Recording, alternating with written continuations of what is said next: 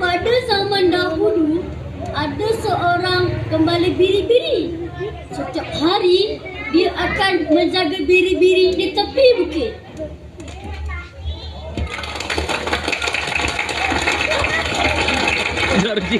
Makan roti sapi kaya, itulah anak saya. Oh, Janjit.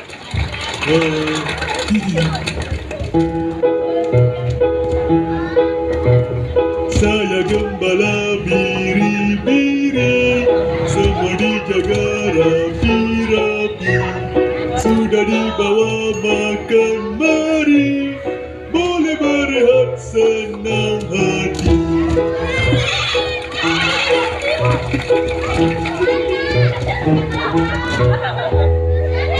Biri-biri si jadi, hari-hari makan rumput jalan bersama atas bukit, nikmati indahnya dunia. Saya kambing yang paling sehat, dia kata saya terlembek. Saya kambing yang paling cantik, saya suka. Mari dengar cerita kami, kisah penggembala dan biri-biri.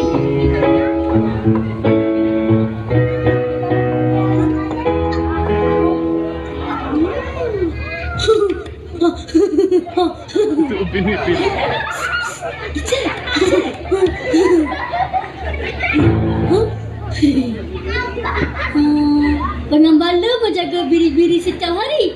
Lama kelamaan, dia mula bosan dengan kerjanya. Tetapi, pada satu hari,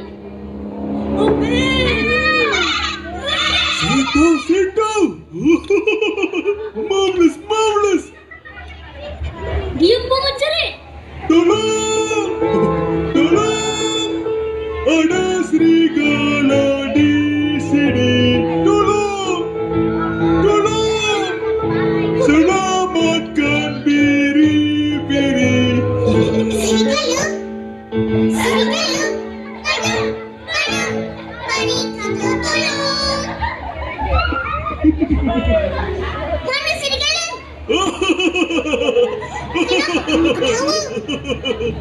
Biri-biri ada, serigala tak ada. Tak ada. Janganlah marah. Main-main pun tak boleh kan? Pengembala itu langsung tidak berasa risau dengan perbuatannya. Seronok juga. Panggil lagi sekali. Dapatkan. Tolong. Ada serigala di sini. Tolong saya. Serigala? Mana? Mari kita tolong.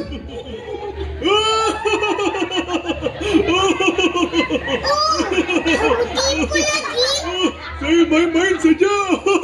Wahai pengembala, kalau kamu panggil, kami tak percaya lagi. Betul. Sakit perut saya. Baiklah. Saya tak mau lagi.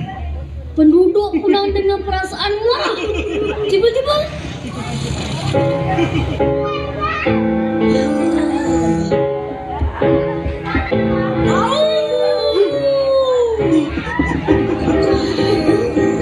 akulah serigala yang lapar.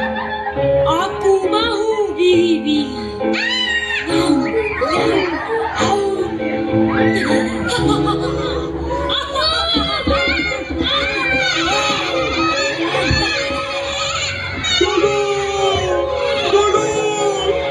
Ada serigala di sini.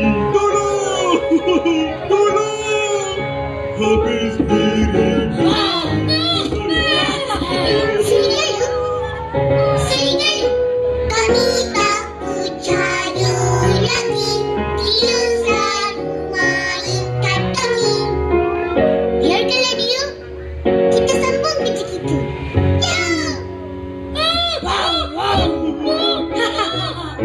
gemuk dan biri-biri ni. Kenyanglah aku.